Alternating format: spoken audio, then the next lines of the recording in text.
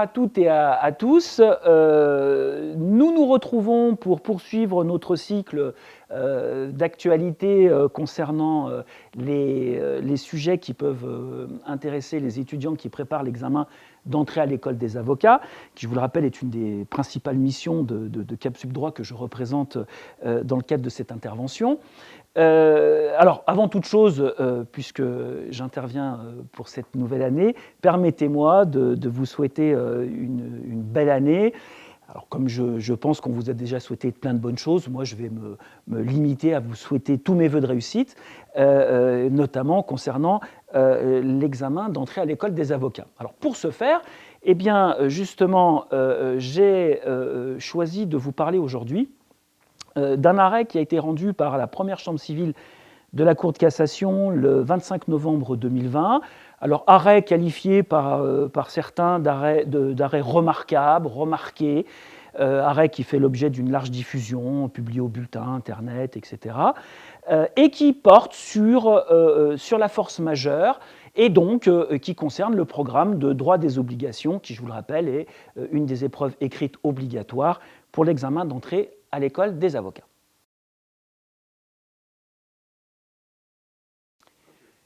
Les faits de l'espèce sont relativement simples. Nous avons un couple qui désire bénéficier d'une cure thermale et donc il passe un contrat. Courant 2017, vous verrez que la date est assez importante, avec une société, alors pour ne pas la nommer, la chaîne thermale du Soleil. Le contrat est d'ailleurs intitulé « Contrat d'hébergement » pour une durée de 3 semaines afin de faire cette cure thermale. Le montant avoisine à peu près les 1 000 € qu'il règle avant même le début de la cure. Hélas, quelques jours après le début de cette cure, monsieur va malheureusement faire un malaise, avoir de graves problèmes de santé et va devoir être hospitalisé en urgence. Son épouse va également mettre un terme à la cure afin de soutenir son conjoint, l'assister à l'hôpital, etc. Et donc, le couple va donc mettre un terme à ce contrat à peine une semaine après son début. Alors, considérant qu'ils n'ont pas pu bénéficier de la prestation, alors, selon eux, en raison d'un cas de force majeure, eh bien, ils vont réclamer à la société la résolution du contrat et une indemnisation. Et pour ce faire, eh bien, ils vont saisir le tribunal d'instance qui va faire droit à leur demande, qui va retenir le cas de force majeure et qui va condamner la société à rembourser le montant de ce qui avait été versé pour la prestation. Voilà.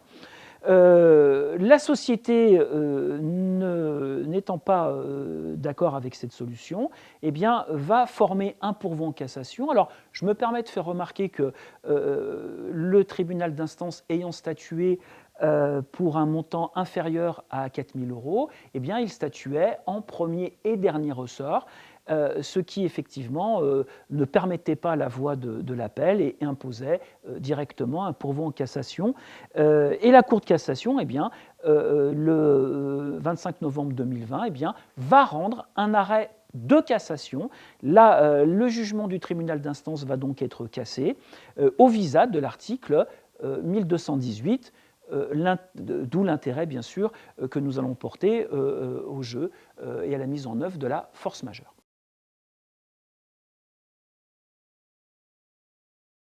Je vous donnerai une référence qui me paraît être la plus intéressante pour, j'allais dire, votre objectif, qui est donc d'utiliser au mieux cet arrêt dans le cadre d'une éventuelle consultation en droit des obligations. Il s'agit du professeur Moustapha Mekki. Je vous donne la référence, le titre est assez évocateur, il nous permettra de très vite nous mettre dans le bain. Donc il intitule son commentaire « Qui ne profite pas de son droit doit tout de même en payer le prix ». Et le petit sous-titre, c'est « L'éviction de la force majeure du créancier », donc par Moustapha Mekki. Donc vous retrouverez cet article à la semaine juridique de décembre 2020 à la page 2263, c'est l'édition générale. Bon, je sais qu'on vous met en surimpression les références, donc vous devrez en principe l'avoir. Alors, à titre liminaire, si besoin est, je ferai remarquer, alors cela m'a été soufflé par le professeur Leveneur qui fait cette remarque aussi dans un commentaire qu'il fait de cette décision, qu'a priori, ce serait la première fois que la Cour de cassation fait application d'un texte issu de la réforme des obligations. Je vous rappelle en effet, et ça nous permettra de réviser un petit peu l'application de la réforme dans le temps, je vous rappelle en effet que cette réforme ne s'applique qu'aux contrats conclus à compter du 1er octobre 2016. Alors, il s'agissait, je vous l'ai déjà dit, d'un contrat de 2017. Donc, bien entendu, les textes de la réforme s'appliquaient. La Cour de cassation ayant pu intervenir relativement tôt, puisqu'il n'y avait pas l'étape de l'appel, cette dernière a pu ainsi viser un texte issu de la réforme. Voilà, donc ça me paraissait intéressant de le relever comme étant un peu une première. Bon. Alors, cette fois-ci de manière beaucoup plus concrète et sans doute plus intéressante sur le plan de l'étude du droit des obligations, cet arrêt, finalement, fait application de l'article 1218 et va nous donner, j'allais dire, un éclairage très, très, très important, en tout cas, c'est ce que notent tous les auteurs qui se sont intéressés à l'arrêt, sur la manière dont on doit comprendre l'article 1218. Le problème est relativement simple. Les époux disaient « Nous n'avons pas pu bénéficier de la prestation en raison d'un cas de force majeure ». Autrement dit, la maladie de monsieur pouvait être perçue comme étant un cas de force majeure. Alors, ce point n'est pas débattu. On en dira un petit mot tout à l'heure, mais ce point n'est pas débattu. On ne dit pas est-ce que la maladie est un cas de force majeure ou pas. Ça dépend bien sûr de toute une série de circonstances. La maladie a déjà été jugée comme un cas de force majeure. Dans d'autres cas, la maladie n'a pas été jugée comme étant un cas de force majeure. On y reviendra. Mais le débat n'est pas là. Les époux disaient, en raison d'un cas de force majeure, nous n'avons pas pu bénéficier de la prestation. Nous souhaitons donc que le contrat soit résolu afin que nous puissions bénéficier du remboursement du coût de la prestation dont nous n'avons pas pu bénéficier, non pas par notre faute, mais par le fait d'un cas de force majeure. Alors, la société conteste et elle dit, qu'en réalité, sa prestation a été réalisée. Elle a mis à disposition l'hébergement, les modalités de la cure thermale au profit des époux, et c'est eux qui n'ont pas pu effectivement bénéficier de la prestation. Autrement dit, il faut se demander précisément comment fonctionne la mise en œuvre de la force majeure. Alors pour ce faire, là je crois qu'il est judicieux, ne serait-ce que pour bien réviser cette partie importante de votre cours de droit des obligations, de se replonger dans la prose de l'article 1218, d'autant plus que la plupart des auteurs remarquent que la Cour de cassation en a fait une application littérale. Alors je vais me permettre quand même de vous rappeler ces termes pour voir comment il a été utilisé. Article 1218, alors, il y a force majeure en matière contractuelle lorsqu'un événement échappant au contrôle du débiteur, qui ne pouvait être raisonnablement prévu lors de la conclusion du contrat et dont les effets ne peuvent être évités par des mesures appropriées, j'ouvre une petite parenthèse, c'est donc l'imprévisibilité et l'irrésistibilité qui sont ainsi reprises, empêche l'exécution de son obligation par le débiteur. Voilà la conséquence de cet événement. L'événement, quand il remplit les conditions d'irrésistibilité et d'imprévisibilité, doit empêcher l'exécution de son obligation par le débiteur. Ça, c'est déjà la première règle qu'il convient de ne jamais oublier. Et on verra à quel point elle est importante dans cette affaire. Et alors après, l'alinéa 2 de 1218 nous donne les conséquences du jeu de la force majeure. Alors, en faisant une distinction entre temporaire et définitif. Si l'empêchement est temporaire, l'exécution de l'obligation est suspendue, à moins que le retard qui en résulterait ne justifie la résolution du contrat. Si l'empêchement est définitif, le contrat est résolu de plein droit et les parties sont libérées de leurs obligations dans les conditions 1351 et 1351 -1. Autrement dit, mettre en exergue la force majeure permet au débiteur de l'obligation de se justifier de ne pas avoir pu la remplir. Autrement dit, c'est un moyen de défense si jamais on l'attaque en exécution forcée ou si on prétend lui demander des dommages-intérêts pour inexécution. Il se défend en disant « Désolé, je n'ai pas pu remplir mon obligation en raison d'un cas de force majeure ».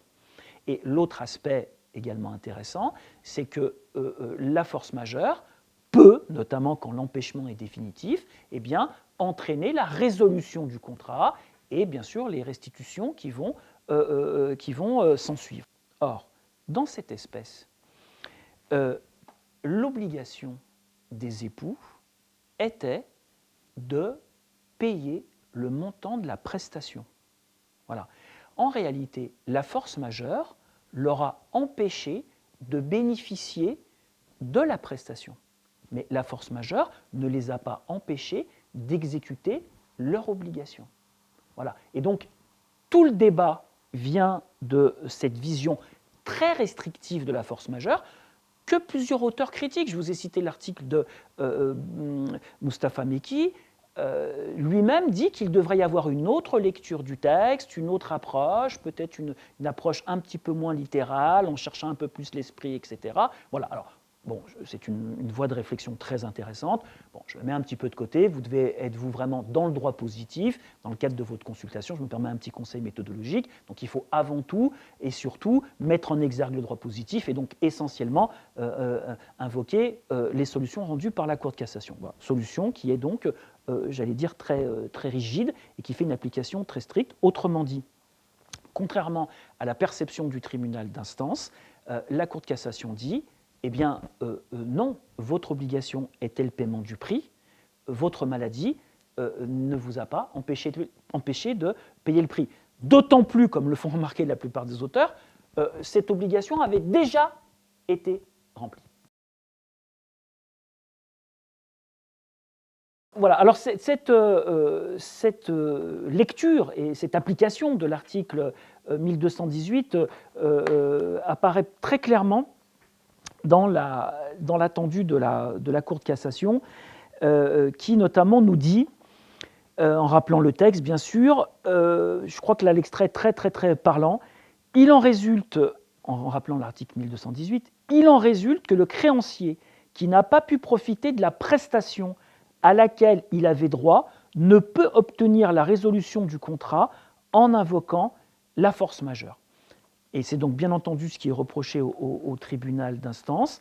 Et la Cour de cassation termine de la façon suivante, en statuant ainsi, alors qu'il résultait de ces constatations que monsieur et madame X avaient exécuté leur obligation en s'acquittant du prix du séjour et qu'ils avaient seulement été empêchés de profiter de la prestation dont ils étaient créanciers, le tribunal a violé le texte susvisé. Alors, moi, ce que je vous propose, c'est, pour être vraiment pragmatique, je vous propose deux choses. La première, c'est de voir un petit peu toutes, j'allais dire, toutes les incidences que cette solution nous conduit à percevoir. Et alors, je terminerai quand même si je pense qu'on est un petit peu à la limite, je terminerai quand même par les solutions qui sont proposées par la doctrine, parce que finalement, si on y réfléchit bien, cette solution donne quand même un petit goût, si ce n'est d'injuste, en tout cas d'un peu inéquitable. Est-ce que la solution aurait été la même s'ils n'avaient pas payé? Parce que là, en fait, qu'est-ce qu'ils font? Ils disent, on veut la résolution pour pouvoir récupérer la somme que l'on a payée. Bon, s'ils n'avaient pas payé, auraient-ils pu, si on leur avait réclamé le paiement de cette somme, auraient-ils pu dire, non, je ne peux pas m'exécuter du paiement de cette somme d'argent parce que j'ai été victime d'un cas de force majeure. Alors, là, il faut être très clair parce que c'est une variante sur laquelle on pourrait aussi vous interroger dans le cadre d'une consultation. Peut-on s'exonérer de l'obligation du paiement d'une somme d'argent en invoquant un cas de force majeure? La réponse est a priori non, pour les raisons que nous venons d'évoquer. Alors là, pour le coup, Je vais me permettre de vous donner encore un autre petit conseil méthodologique. Vous aurez peut-être constaté que sous l'article 1218, il y a quelques notes nouveaux, hein. Il y a quelques notes de jurisprudence, mais pas énormément. En revanche, et ça peut être très utile lorsque vous devez faire une consultation, en revanche, sous l'ancien article 1148, qui était donc le texte qui consacrait la force majeure avant 2016, eh bien, vous allez pouvoir le constater, il y a énormément de jurisprudence qui, à mon sens, sont tout à fait utilisables, puisque ce sont des jurisprudences qui nous éclairent sur la condition d'irrésistibilité, sur la condition d'imprévisibilité, sur les cas où la force majeure peut fonctionner, les cas où elle ne peut pas fonctionner. Donc ne l'oubliez pas, lorsque vous ne trouvez pas peut-être suffisamment de matière sous le texte nouveau, n'oubliez pas qu'il peut y avoir de la matière sous le texte ancien, et en tout cas c'est le cas avec l'article 1148 ancien. Alors pour ce faire, je vais vous inviter à aller jeter un coup d'œil sous cet article 1148. Alors, je vous rappelle que les anciens articles chez Dalloz, on les trouve à la fin de tous les textes sur la réforme. Voilà, donc sous l'ancien article 1148, on trouve énormément de notes de jurisprudence, et notamment dès la première, donc note numéro 1, vous avez une note de jurisprudence qui s'intitule domaine obligation de somme d'argent. Alors je vous lis juste l'abstract, vous allez voir qu'il se suffit à lui-même. Le débiteur d'une obligation contractuelle de somme d'argent inexécutée ne peut s'exonérer de cette obligation en invoquant un cas de force majeure. C'est un arrêt de la Chambre commerciale du 16 septembre 2014, numéro 13-20-306. Bon, je pense qu'on vous mettra également cette référence en marge de mon image. Voilà. Alors, plusieurs auteurs font remarquer que la situation sanitaire actuelle et la pandémie que nous connaissons va certainement amener à une multiplication de cas, de contentieux liés à des problèmes de paiement de dettes, etc. Et qu'il aurait peut-être été judicieux de faire une application un petit peu plus protectrice des co-contractants de l'article 1218. Bon, alors moi je vous invite peut-être à ne pas forcément suivre cette voie, qui est une position doctrinale très intéressante, mais qui, à mon avis, a plus sa place dans un commentaire ou dans une dissertation, et sans doute un peu moins dans une consultation. Il faut quand même savoir rester très pragmatique. Alors, en revanche, ça peut éventuellement être intéressant de relever quelles sont les pistes juridiques qui sont soulevées par les différents auteurs qui ont commenté, et notamment les pistes qui sont invoquées par Moustapha Mekki pour éventuellement obtenir une solution plus juste, plus équitable, en tout cas plus favorable aux époux, en dehors, bien sûr, de l'utilisation de l'article 1218 qui, comme nous l'avons compris, ne peut pas être utilisé. Alors, Moustapha Mekki, je vous renvoie alors bien sûr pour toutes les explications à sa prose, mais je vous donne juste les grandes lignes. Lui envisage deux axes de réflexion que je livre à votre sagacité, qui peuvent être intéressants et qui pourraient peut-être dans une consultation, s'il s'agissait de défendre des personnes ayant à peu près le même problème que le couple en question, et qui pourraient, alors peut-être, là, alors, en prenant toutes les précautions d'usage, être, pourquoi pas, évoqué dans une consultation. Alors, Moustapha Mekki envisage deux pistes. La première, c'est celle de la caducité prévue à l'article 1186. Moustapha Mekki nous dit le contrat est caduc, considère qu'on pourrait utiliser ce texte, en rappelant que selon ce texte, eh bien, le contrat est caduc si un élément essentiel pour les parties venait à faire défaut. Donc lui, il est en train de dire, est-ce que le fait qu'on ne puisse plus, alors il y a un petit rapport avec la cause qui a certes disparu, mais dont l'ombre plane au-dessus de cette réforme des obligations, finalement, est-ce qu'on ne pourrait pas prétendre à la caducité d'un contrat pour lequel l'élément essentiel qui nous a fait nous engager, à savoir payer le prix, venait à disparaître parce que, bien sûr, on ne peut pas. On ne peut pas bénéficier de la prestation. Bon, c'est une idée, vraisemblablement un jour ou l'autre elle sera soutenue. Bon, on peut le dire. Alors, petit conseil méthodologique, expliquez bien que c'est une position doctrinale et que vous la tenteriez dans votre consultation avec toutes les réserves d'usage. Il invoque un deuxième argument, un peu plus général, celui-ci, qui se trouve à l'article 1104 du Code civil, à savoir l'obligation de bonne foi qui est imposée aux cocontractants, notamment au stade de l'exécution. Donc lui, il considère qu'effectivement, au regard de cette obligation, on aurait peut-être pu considérer que la chaîne thermale du Soleil n'a pas vraiment exécuté son contrat de bonne foi. Dès lors, un juste équilibre des prestations contractuelles sous l'égide de ce principe général de bonne foi aurait pu conduire le juge à condamner la société à reverser une partie de la prestation sur ce fameux fondement de bonne foi. Voilà un petit peu la piste que nous invite à explorer le professeur Mustapha Mekki. Le professeur Leuwener rappelle que bien souvent, ces situations qui conduisent plus ou moins à des annulations, qui permettent annulation par les créanciers de la prestation dont ils devaient bénéficier, font souvent l'objet d'une assurance annulation. Autrement dit, on va finalement faire supporter ce risque, non pas sur le seul créancier, mais on va le faire supporter sur l'assureur, qui est, on le sait bien, dans le domaine de la responsabilité, devenu un acteur assez incontournable, et on le sait, des annulations voyage, etc., des assurances annulation voyage, évitent, bien entendu, qu'on puisse en arriver à de telles extrémités.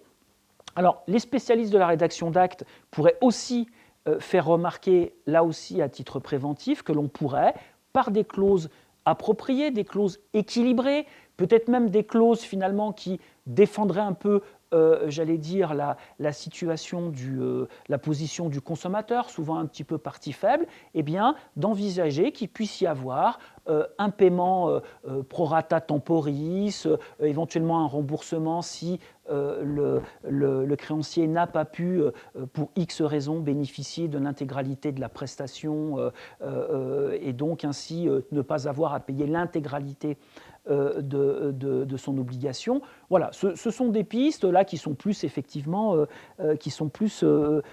préventives. Bon, alors vous savez que j'ai l'habitude un peu de terminer sur une note un peu d'ouverture. Alors, pour ce faire, je vais me permettre de vous citer le Dalai Lama qui nous dit « L'être humain perd sa santé à gagner de l'argent et par la suite, il perd son argent à se refaire une santé. » Alors, je vous laisse méditer ça et j'invite également nos héros à réfléchir à tout ça parce que je pense qu'ils ont un peu perdu leur santé pour gagner les 1 000 €.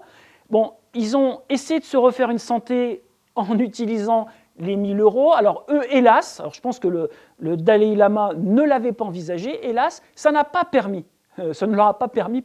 de se refaire une santé. Bon, alors ça c'est un peu dommage. Alors, on leur rappellera peut-être que plaie d'argent n'est pas mortel, on leur souhaite une excellente santé et on leur souhaite de pouvoir refaire une cure thermale dans de bien meilleures conditions. Et j'en profite pour vous souhaiter à vous aussi une excellente santé, une excellente continuation et beaucoup de courage pour la préparation de l'épreuve qui vous attend. Merci et à bientôt.